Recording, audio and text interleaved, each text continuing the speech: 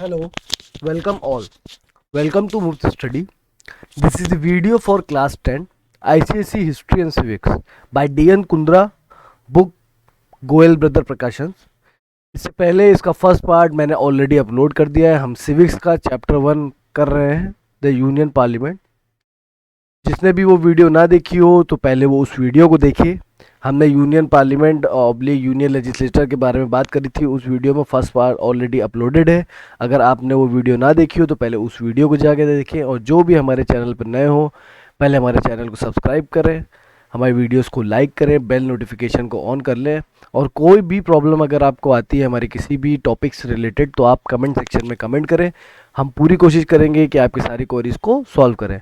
तो इससे पहले वीडियो में हमने यूनियन पार्लियामेंट के बारे में बात करी थी। यूनियन पार्लियामेंट क्या होता है, उसमें कौन कौन से हाउसेस होते हैं, और हमने लोकसभा के बारे में भी डिस्कशन कर लिया था कि लोकसभा में कैसे क्या मेंबर्स की क्वालिफिकेशन होती है, लोकसभा का इलेक्शन कैसे होता है, और लोकसभा का टर्म्स क्या होता है। और ये कुछ स्टेट्स के नाम थे, यहाँ पे एक लिस्ट थी, उसमें कौन कौन सी कहाँ पे कितनी सीटें थी, इसके बारे में डिस्कशन कर लिया था। तो आई होप आपने इससे पहले की हमारी वीडियोस देखी होगी। तो एक क्वेश्चन मैं आपसे करता हूँ कि हमारा जो यूनियन पार्लियामेंट है इसमें कितने विंग्स हैं। आप एक कमेंट सेक्शन में कमेंट करें कि हमारे यूनियन पार्लियामेंट में कितने विंग्स हैं, और हमारे जो लोकसभा है इस वक्त उसमें टोटल कितनी सीट्स हैं। हम आज की अपनी वीडियो स्टार्ट करते हैं उसी के कंटिन्यूशन में। आज हम बात करते हैं session of the house. Session of the house का मतलब क्या है कि सेशन का मतलब होता है जो आपका सेशन जो आपके होते हैं, मतलब एक टाइम पीरियड होता है लोकसभा का। उस टाइम पीरियड में लोकसभा काम करती है। तो कब कब लोकसभा काम करती है, कौन कौन से सेशन होते हैं, उस सेशन के बारे में हम लोग डिस्कस करेंगे। The period during which house meets to conduct its business is called session. वो टाइम पीरियड जिसमें लोकसभा अपना काम करती है उसको हम लोग कहते हैं session. The president summons the session of each house of the parliament.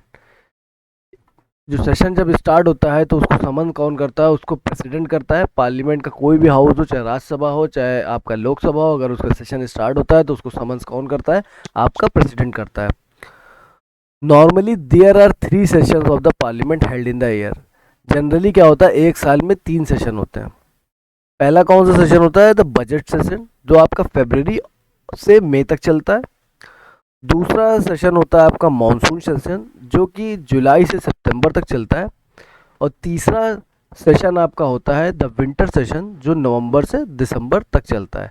तो जनरली हमारे जो लोकसभा के हैं वो 3 सेशन होते हैं। इन 3 सेशन में लोकसभा काम करती है। पहला सेशन आपका होता है बजट, दूसरा आपका होता है मानसून, तीसरा आपका होता है winter. The maximum period that can intervene between the two session of the parliament is 6 month। 2 session के बीच में जो टाइम पीरियड होता है वो मैक्सिमम कितना होता है, 6 महीने का। मतलब 6 महीने से ज़्यादा का टाइम नहीं होता कि मतलब एक सेशन मान के चलिए आज हुआ तो अगला सेशन 6 महीने के अंदर होना चाहिए। 6 महीने से ज़्यादा टाइम उस सेशन में नहीं लगना चाहिए। The president can prorogue the parliament और any of its house. He may dissolve the Lok Sabha. The president may convene a joint session of both the houses and when so require। अब इस session की ज़्यादातर powers आपके president के पास में होती है। प्रेसिडेंट चाहे तो सेशन को डिसॉल्व कर सकता है, प्रेसिडेंट चाहे तो जॉइंट सेशन भी कर सकता है दोनों हाउसेस का, अगर उसको ज़रूरत पड़े। दोनों हाउस कौन कौन से हैं हमारे, आपका लोकसभा और राज्यसभा। वो चाहे तो लोकसभा और राज्यसभा का एक जॉइंट सेशन कर सकता है। ऐसे है कि सिंगल सेशन होता है, लोकसभा का अलग होता है, आपका राज्यसभा का अलग होता है, लेकिन अगर प्रेसिडेंट चाहे तो दोनों का एक साथ कर सकता है। नेक्स्ट पॉइंट पे चलते हैं, the language to be use in Lok Sabha. अब लोकसभा में हम कौन कौन सी लैंग्वेज यूज करते हैं उसके बारे में पढ़ लेते हैं। It is laid down that the business in the parliament is to be transacted either in Hindi और द इंग्लिश। तो अगर पार्लियामेंट में सेशन चल रहा है, अगर बिजनेस उसमें करना है आपको, यानी बातचीत करनी है, अभी कोई भी काम करना है, तो आपको हिंदी या इंग्लिश 2 भाषाओं का इस्तेमाल करना होता है। However, if any member is not able to express himself either in English or Hindi, the Speaker of the Lok Sabha or the Chairman of the Rajya Sabha may permit the such member to address the House in the mother tongue। अब अगर कोई भी बंदा ऐसा है जिसको ना हिंदी आती है ना इंग्लिश आती है, उसकी जो भी मदर टंग होगी वो उसमें भी वार्तालाप कर सकता है, मतलब सेशन को चालू कर सकता है। लेकिन उसको किसकी परमिशन लेने पड़ेगी उसके लिए, लोकसभा में स्पीकर की परमिशन लेने पड़ेगी, और जो राज्यसभा का चेयरमैन होता है, अगर राज्यसभा में ये चल रही है, आपका सेशन राज्यसभा का चल रहा है, तो चेयरमैन की परमिशन लेनी पड़ेगी, यानी उसका प्रिसाइडिंग ऑफिसर जो होता है राज्यसभा का। लोकसभा में स्पीकर होता है हेड, और आपका राज्यसभा में प्रिसाइडिंग ऑफिसर, और उसको चेयरमैन ही बोलते हैं। Important powers advantage of the Lok Sabha. अब पावर्स और एडवांटेज क्या है आपकी लोकसभा की, वो भी देख लेते हैं। One of the two houses of the parliament, that is the Lok Sabha and the Rajya Sabha. The Lok Sabha has the upper hand and has the special advantage of its own. Lok Sabha को लोअर हाउस बोला जाता है, लेकिन वो एक अपर हैंड रखता है, मतलब उसके पास अपनी खुद की एडवांटेजेस होती हैं राज्यसभा से ज़्यादा। अब देखें क्या है। It control the exchequer of the state. The money bill can be introduce only in the Lok Sabha and not in the Rajya Sabha. अब क्या है, पैसों से रिलेटेड अगर कोई भी मैटर है, यानी मनी बिल अगर आ रहा है, तो मनी बिल सिर्फ और सिर्फ लोकसभा में ही आएगा, मनी बिल राज्यसभा में नहीं आएगा। तो ये एक एडवांटेज हुई लोकसभा की। It is the Lok Sabha which actually control the executive. The Council of the Minister is actually responsible to the Lok Sabha. A motion of no confidence passed by the Raj Sabha does not oblige the government to resign, but similar vote passed by the Lok Sabha makes it obligatory for the government to the resign. अब क्या है, और कौन सी power है? Actually जो executive wing होता है हमारे पार्लियामेंट का, उसको भी कंट्रोल कौन करता है? लोकसभा। जो काउंसिल ऑफ मिनिस्टर्स होते हैं, वो भी किसके ऊपर रिस्पॉन्सिबल होते हैं? लोकसभा को, मतलब उनको सारी काउंसिल ऑफ मिनिस्टर की सारी जिम्मेदारी किसके ऊपर होती है? लोकसभा के ऊपर होती है। काउंसिल ऑफ मिनिस्टर अपनी रिपोर्ट किसको देते हैं? लोकसभा को देते हैं। A motion of confidence pass by Rajya Sabha does not oblige the government to resign. अगर मोशन ऑफ कॉन्फिडेंस पास हो गया राज्यसभा से, तो गवर्नमेंट रिजाइन, जरूरी नहीं है कि गवर्नमेंट को रिजाइन करना पड़े, but a similar vote pass by the Lok Sabha, अगर सिमिलर मोशन लोकसभा से पास हो गया तो गवर्नमेंट को रिजाइन करना पड़ता है। बात को समझिए। एक होता है मोशन ऑफ नो कॉन्फिडेंस, अभी आप आगे चल के पढ़ेंगे, जैसे कि अगर एक motion of no confidence pass हो गया, मतलब जो भी लोग इलेक्ट हुए हैं, सरकार बनी है, लोगों को उनके ऊपर भरोसा नहीं है, एक मोशन पास हो गया नो कॉन्फिडेंस का। कहाँ पास हुआ? राज्यसभा में। राज्यसभा के सारे मेंबर्स ने इसको पास कर दिया कि हमको ये जो लोग इलेक्ट होके आए हैं, हमें इन पर कोई भरोसा नहीं, सरकार को हटाना है, नई सरकार आएगी। अगर राज्यसभा में पास होता है तो ज़रूरी नहीं है कि सरकार को रिज़ाइन करना पड़े, लेकिन अगर यही मोशन लोकसभा में पास हो गया, मतलब लोकसभा के मेंबर्स ने इसको पास कर दिया कि मतलब जितने भी लोग इलेक्ट होके आए हैं, उस सरकार पर उनको भरोसा नहीं, उनको कोई कॉन्फिडेंस नहीं है उनके ऊपर, तो उसको बोलते हैं नो कॉन्फिडेंस मोशन। अगर लोकसभा में पास हो गया तो गवर्नमेंट को रिज़ाइन करना पड़ेगा। तो ये एक और एडवांटेज है लोकसभा की over Rajya Sabha. In almost all other field the Lok Sabha has a upper hand because of the greater numeral strength of a member. हर जगह लोकसभा एक अपर हैंड रखती है, एडवांटेज रखती है राज्यसभा से, क्योंकि उसके मेंबर्स की स्ट्रेंथ बहुत ज़्यादा है। It has 445 members as against 245 member of the Rajya Sabha. Lok Sabha के पास 545 मेंबर है, बल्कि और राज्यसभा के पास कितने हैं? 245 है, इसलिए वो हर जगह अपर हैंड रखती है राज्यसभा से।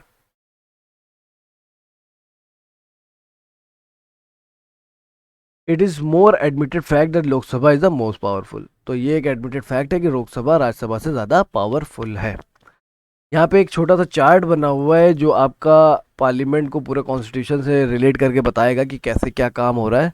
मैंने कल आपको बताया था कि कॉन्स्टिट्यूशन है हमारा, और इस कॉन्स्टिट्यूशन के 3 विंग होते हैं। एक होता है लेजिस्लेटिव, आपका एग्जीक्यूटिव, और जुडिशली। लेजिस्लेटिव विंग के अंदर अभी हम आगे चल के और पढ़ेंगे, फिर प्रेसिडेंट आता है उसके अंदर, और प्रेसिडेंट के अंदर क्या आता है? पार्लियामेंट आता है। और ये जो पार्लियामेंट जिसको हम पढ़ रहे हैं, यूनियन पार्लियामेंट, इसमें 2 चीज़ें होती हैं, एक होता है राज्यसभा, एक होता है लोकसभा। तो हम लोकसभा के बारे में भी डिस्कशन कर रहे हैं, आगे चल के हम राज्यसभा के बारे में भी करेंगे। एग्जीक्यूटिव क्या होता है? एग्जीक्यूटिव वो लोग होते हैं जो लेजिस्लेटिव जो लॉ बनाते हैं उसको ये लोग फॉलो करते हैं। तो एग्जीक्यूटिव कौन हुआ? प्राइम मिनिस्टर हुआ। प्राइम मिनिस्टर लॉ को फॉलो करता है, हमारे जो पीएम है, और उनके जितने भी मिनिस्टर हैं, यानी उनका मंत्रिमंडल है वो। तो प्राइम मिनिस्टर अपने मंत्रिमंडल का हेड होता है, और उसके जो भी मिनिस्टर हैं वो उसी को फॉलो करते हैं। उसके बाद एक पार्ट होता है हमारे कॉन्स्टिट्यूशन का जुडिशियल, जिसके बारे में हमने आपको बताया था। सुप्रीम कोर्ट उसके अंदर आता है, और सुप्रीम कोर्ट के अंदर जितने भी हाई कोर्ट स्टेट्स के होते हैं वो आते हैं, और उसके अंदर जितने भी शहर के डिस्ट्रिक्ट कोर्ट्स होते हैं वो उसके अंदर आते हैं। तो टोटल मिल के क्या बनता है? Government of the people, by the people, for the people. मतलब लोग ही चुनते हैं, और लोगों से ही एक प्रतिनिधि चुना जाता है, और उसको इलेक्ट किया जाता है, उसको बैठाया जाता है। अब हम आगे चलते हैं और पढ़ते हैं स्पीकर के बारे में। स्पीकर कौन होता है? लोकसभा में स्पीकर होता है, मैंने बताया था आपको।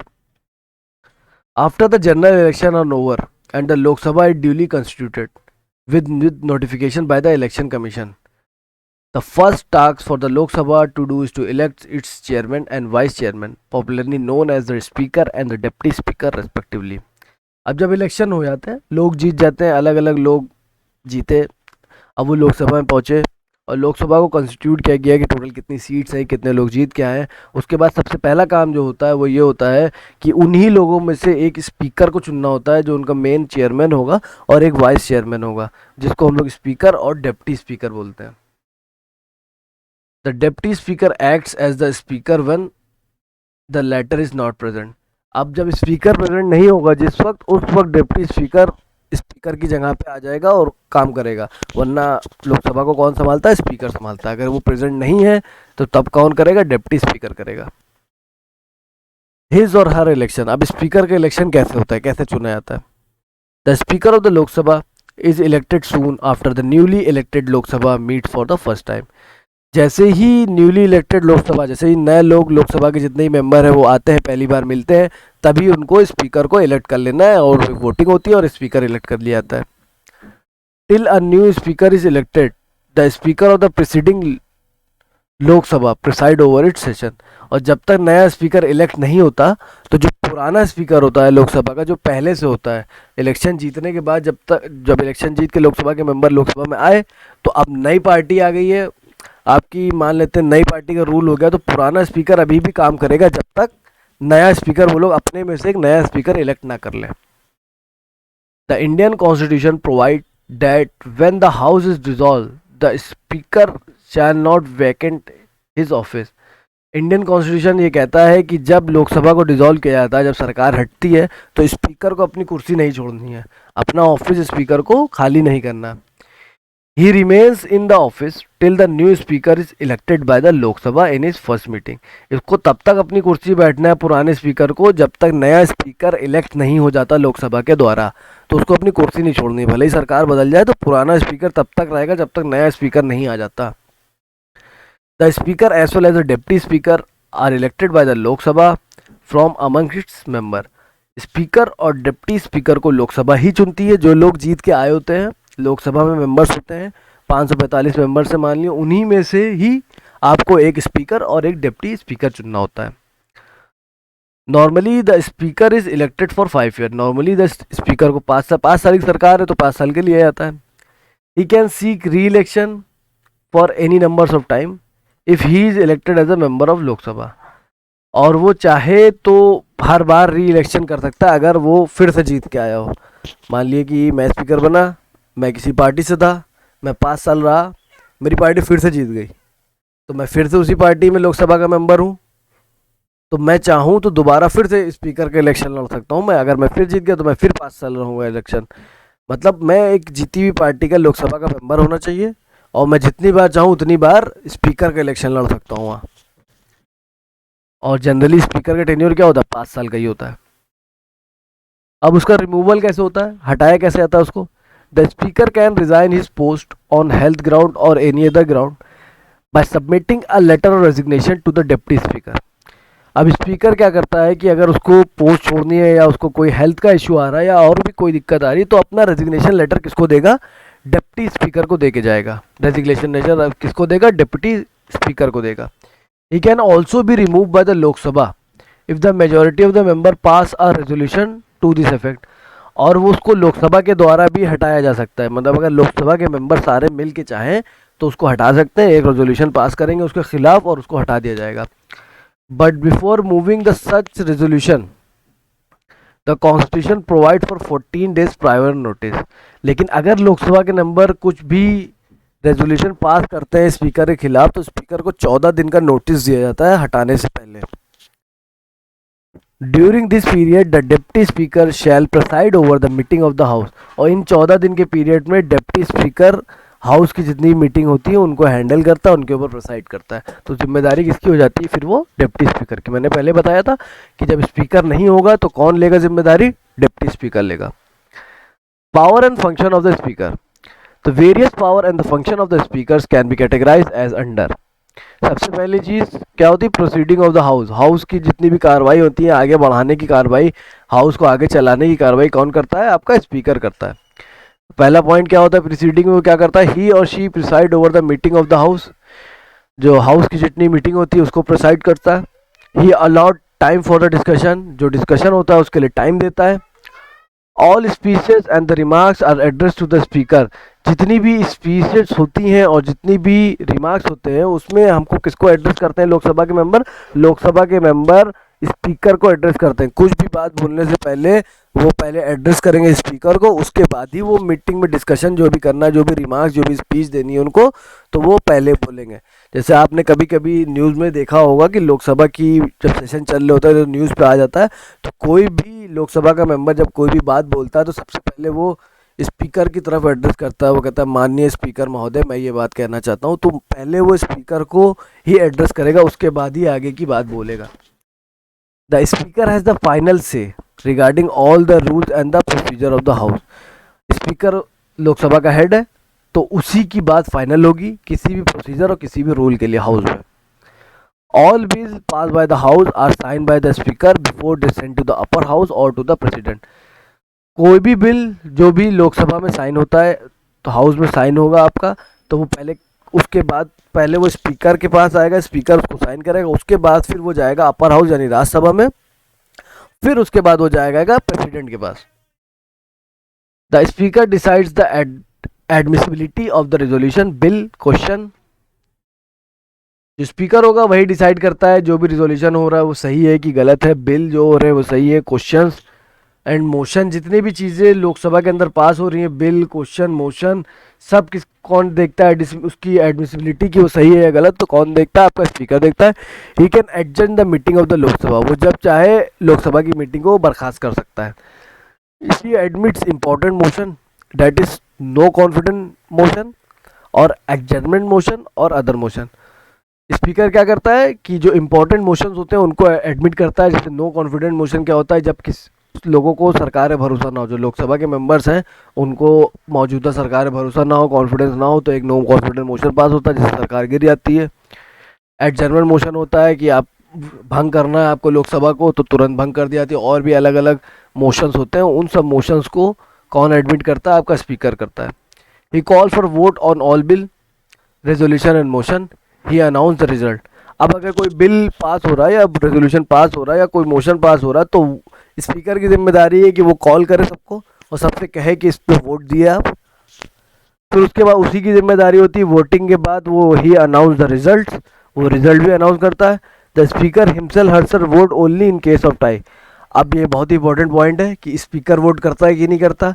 मान लेते हैं लोकसभा के सारे मेंबर हैं और कोई भी बिल पास हो रहा है, मान लिए कि 240 लोगों ने कहा कि बिल को पास करना चाहिए और 240 लोगों ने कहा कि बिल को पास नहीं करना चाहिए, और टोटल स्ट्रेंथ लोकसभा की मैं मान लेता हूँ हमारी 480 है। आधे लोगों ने कहा पास करना चाहिए, आधे लोगों ने कहा नहीं पास करना चाहिए। अब तो टाई हो गया ना, अब कैसे डिसाइड होगा, तो जब टाई होगा तो अब स्पीकर भी वोट करेगा। अब स्पीकर जिधर वोट कर दे, अब वो अगर चाहे कि टाई वाले, अगर वो चाहे कि पास होना है उस पर वोट कर दे तो बिल पास हो जाएगा, तो वो वाली वोटिंग जीत जाएगी। तो कहने का मतलब ये है कि जहाँ पे भी वोटिंग में टाई हो जाता है तब स्पीकर वोट करता है, ऐसे स्पीकर वोट नहीं करता। The speaker decide whether a particular bill is money और नॉट। अगर कोई बिल पास हुआ और कहा गया कि वो मनी बिल है तो स्पीकर उसको पहले डिसाइड करेगा कि ये मनी बिल है कि नहीं, कि फर्जी का मनी बिल है। He can adjust the house if its lack quorum. Quorum का मतलब होता है स्ट्रेंथ। अगर लोकसभा स्टार्ट हुई, बहुत कम स्ट्रेंथ आई है, तो वो चाहे तो लोकसभा को बर्खास्त कर सकता है। अब उसकी एडमिनिस्ट्रेटिव पावर क्या होती है, एडमिनिस्ट्रेटिव पावर देखते हैं उसकी क्या है। Speaker receive all documents, letter and petition in the house. अब अगर लोकसभा में कोई भी डॉक्यूमेंट आता है, कोई भी लेटर आता है, कोई भी पटिशन आता है, तो किसके पास आएगा, उसका आपका स्पीकर के पास ही आएगा। He communicate the decision of the house to concern person और द अथॉरिटीज। अब उसके बाद वो क्या करता है, जो भी डिसीजन होता है लोकसभा का जो भी डिसीजन है वो कम्युनिकेट उसको कौन करेगा, दूसरे लोगों तक, जो दूसरी अथॉरिटी होगी। स्पीकर उसको, जैसे लोकसभा ने कोई डिसीजन ले लिया, सबने वोटिंग करी, उन्होंने मान लिया कि ये ऐसा होगा, लेकिन मान लेते हैं ये किसी और का काम है, हम लोग ने खाली डिसीजन लिया, करवाएंगे किसी और से, तो लोकसभा उस पर्टिकुलर अथॉरिटी तक ये बात पहुंचाएगा कि हमने ये डिसीजन लिया है, अब आपको इसको आगे कार्रवाई करनी है। तो ये कौन करेगा? स्पीकर करेगा। He control and regulate the admission of the visitor and press correspondent और media to the gallery of the house. अब क्या है कि अंदर जो आपका लोकसभा में जितने विजिटर्स आ रहे हैं, प्रेस करस्पॉन्डेंट और मीडिया आ रही है, तो उन सबको भी कौन कंट्रोल करता है? आपका स्पीकर ही कंट्रोल करता है। अब इसकी कौन सी पावर है? डिसिप्लिनरी पावर क्या होती है इसकी, वो भी देख लेते हैं। 3 तरह की पावर है इसके पास, आपने अभी देखा होगा, आपने 2 हम पढ़ चुके हैं, थर्ड आपकी है disciplinary power. The speaker maintains order and decorum in the house. अब क्या है कि स्पीकर की जिम्मेदारी है कि लोग वहाँ तमीज़ से बैठें, चीखम चिल्ली ना करें, डेकोरम, हाउस का डेकोरम मेंटेन करें। आपने देखा होगा अक्सर न्यूज़ में बहस हो जाती है लोकसभा के मेंबर्स में आपस में, रूलिंग पार्टी और अपोजिशन पार्टी में, तो चीखम चिल्ली होने लगती है। तो इसकी जिम्मेदारी किसकी होती है? स्पीकर की होती है कि ज़्यादा लोकसभा में लोग बदतमीजी ना करें और डेकोरम को मेंटेन करें हाउस का। He can suspend a member in case of misconduct. अगर कोई भी मेंबर लोकसभा का मिसकंडक्ट करता है या बदतमीजी करता है, तो स्पीकर के पास ये पावर है कि वो उसको सस्पेंड कर सकता है। इन केस ऑफ डिसऑर्डर और unruly behaviour by a group of member, he can adjourn the house. अगर एक पूरा ग्रुप ही बदतमीजी करे, सिंगल पर्सन के अलावा, मतलब पूरा एक ग्रुप है, बहुत से लोग हैं एक साथ मिलके डेकोरम को मेंटेन नहीं करने जा रहे, तो वो पूरा का पूरा हाउस को एडजर्न कर सकता है। मतलब अगर लोकसभा का कोई भी सेशन चल रहा है तो वो चाहे तो ख़त्म कर दे मीटिंग, अब नहीं होगा। If word use by the member are obscene और इनडिसेंट और unparliamentary, the speaker may order such words to be expunge from the proceeding of the house. अगर कोई भी लोकसभा का मेंबर अपनी स्पीच दे रहा है और उसने कुछ ऐसे अल्फाजों का इस्तेमाल कर लिया जो डिसेंट नहीं है और पार्लियामेंट कॉन्स्टिट्यूशन के हिसाब से भी अच्छे नहीं है, तो वो क्या कहेगा? वो उन वर्ड्स को हटाएगा, उनसे टोकेगा उनको कि आप इस अल्फाजों का इस्तेमाल ना करें, और जो भी प्रोसीडिंग है आपके हाउस की, जो भी आप स्पीच देना चाह रहे हो, उसमें दोबारा इस वर्ड को इस्तेमाल ना करें। He has final say regarding a case और a matter. He has final say regarding a case or a matter relating to a breach of privilege or the contempt of the court। अगर contemp होता है house का या कोई भी ऐसी चीज़ हो जाती है जो भी ब्रीच कर रहा हो, हाउस की प्रिविलेजेस को, डेकोरम को मेंटेन ना कर रहा हो, या हाउस के कंटेम्प को बर्बाद कर रहा हो, तो उस केस में भी फाइनल वर्डिंग किसकी होगी? फाइनल वर्डिंग आपकी स्पीकर ही की होगी। स्पीकर ही फाइनल वर्ड देगा। कोई भी ऐसा मैटर होता है तो उसमें फाइनल वर्डिंग जो भी होती है वो स्पीकर की होती है। The decision of the speaker is final with regard to the question whether a member stand qualify under anti-defection law। Anti defection law क्या होता है, इसको भी हम लोग अभी आगे चल के देखेंगे। एंटी डिफेक्शन लॉ क्या होता है? तो एंटी डिफेक्शन लॉ जब लगता है किसी के ऊपर, तो भी स्पीकर ही का ही फाइनल वर्डिंग होती है, और वही चेक करता है कि जिस बंदे के ऊपर एंटी डिफेक्शन लॉ लग रहा है कि वो सही है या गलत, वो डिस्क्वालीफाई कर रहा है एंटी डिफेक्शन लॉ के तहत कि नहीं कर रहा। तो ये भी फाइनल वर्डिंग कौन देखता है? आपका स्पीकर ही देखता है। पार्लियामेंट्री कमिटीज़ में स्पीकर की क्या क्या रोल होते हैं वो भी देख लेते हैं। पहला क्या है? He appoint various parliamentary committees and guide them in their work. He appoint chairman of all the committees of the houses. Speaker क्या करता है? बहुत सी कमिटीज़ बनाता है, पार्लियामेंट्री कमेटी बनाता है, और उनको उनके काम, जो उनका काम होते हैं वो काम उनको बताता है कि उनको क्या क्या करना है, और हर कमेटी का वो चेयरमैन भी चुनता है। He guides and issues direction to the chairman of the different parliamentary committees in all matter relating to the work in the procedure। Same point है, ये भी वही पॉइंट है कि वो क्या करता है कि गाइड करता है। कोई भी इशू होता है या कुछ भी होता है तो चेयरमैन को गाइड करता है कैसे उनको अपना वर्क करना है और क्या क्या प्रोसीजर है उसके बारे में स्पीकर उनको बताता है, जो भी चेयरमैन बनते हैं पार्लियामेंट्री कमेटी के। He is the ex officio chairman of some of the committee of the houses. कुछ कमेटी का वो एक्स ऑफिशियल चेयरमैन होता है, that is rules committee, business advisory committee. ये जो 2 कमेटी हैं आपकी, रूल्स कमेटी और बिजनेस एडवाइजरी कमेटी, इसका एक्स ऑफिशियल चेयरमैन भी होता है कौन? आपका speaker. He is the ex officio chairman of committees of the houses. कौन कौन सी कमेटी का? रूल्स कमेटी और बिजनेस एडवाइजरी कमेटी का चेयरमैन भी होता है आपका स्पीकर। मिसलिनियस पावर क्या है एंड फंक्शन क्या है आप देख सकते हैं। ये preside over the joint sitting of the Lok Sabha and the Rajya Sabha. और क्या क्या पावर होती है उसके पास? अगर मैंने आपको पहले बताया था कि दोनों मीटिंग को एक साथ करा सकते हैं, राज्यसभा की और लोकसभा की। तो राज्यसभा और लोकसभा की जब जॉइंट सेशन होता है तो वहाँ पे कौन हेड होता है? उसका स्पीकर होता है, वो प्रिसाइड करता है। He nominates member for the parliamentary delegation to various countries in consultation with chairman of the upper house. अब क्या है, वो नॉमिनेट करता है बहुत से मेंबर्स को, member of the parliamentary delegation to the various countries, अलग अलग कंट्रीज में डेलीगेशन के लिए मेंबर्स को नॉमिनेट करता है। और किससे किससे कंसर्न लेता है, with the chairman of upper house.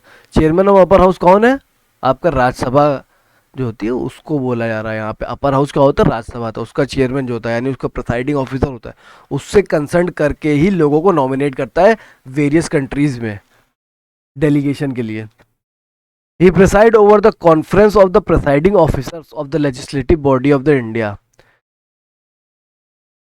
अब क्या है, he preside over the conference of the presiding officers of legislative body of India. अगर किसी भी प्रिसाइडिंग ऑफिसर्स की कॉन्फ्रेंस होती है जो, उसको कौन प्रिसाइड करता है, उसको भी आपका स्पीकर ही प्रिसाइड करता है। He preside over the conference of presiding officers. Presiding officer कौन से होते हैं, बेसिकली आपके राज्यसभा का एक चेयरमैन है, वो आपका प्रिसाइडिंग ऑफिसर है, और कौन है आपका स्पीकर ही है। तो मेन कौन करेगा, स्पीकर को ही ज़्यादा पावर दी जाती है। The speaker represent the house and because house represent the nation in a particular way, the speaker become the symbol of nation is freedom and liberty। तो ये कुछ कोट है, ये कोट किसने कहा था, ये जवाहरलाल नेहरू ने स्पीकर के लिए कहा था। Speaker represent house, speaker house को रिप्रेजेंट करता है, and because the house represent the nation, जो हाउस है वो नेशन को रिप्रेजेंट कर रहा है इन अ पर्टिकुलर वे, तो the speaker become the symbol of the nation freedom and liberty. तो स्पीकर जो होता है वो नेशन का सिंबल होता है हमारे, क्योंकि वो हाउस को रिप्रेजेंट कर रहा होता है, और जो हाउस है वो नेशन को रिप्रेजेंट कर रहा होता है। तो ये था हमारा लोकसभा का पूरा लिखा जोखा, जो भी हमने अभी पढ़ा वो लोकसभा के बारे में था। अब अपनी अगली वीडियोस में हम राज्यसभा को कवर करेंगे, राज्यसभा के बारे में पढ़ेंगे।